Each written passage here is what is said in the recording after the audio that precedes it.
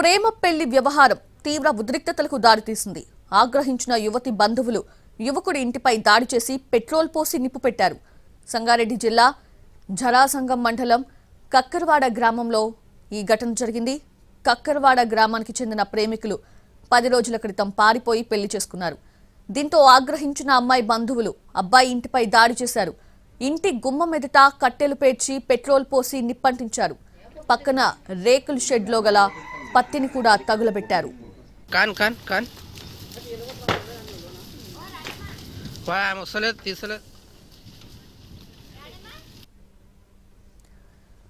ప్రేమ పెళ్లి వ్యవహారం తీవ్ర ఉద్రిక్తతకు దారితీసింది.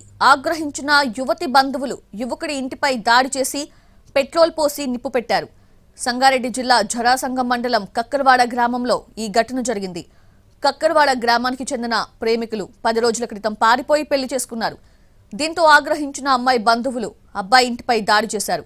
ఇంటి గుమ్మం ఎదుట కట్టెలు పేర్చి పెట్రోల్ పోసి నిప్పంటించారు. పక్కనే ఉన్న రేకుల షెడ్ లో గల పత్తిని కూడా తగులబెట్టారు.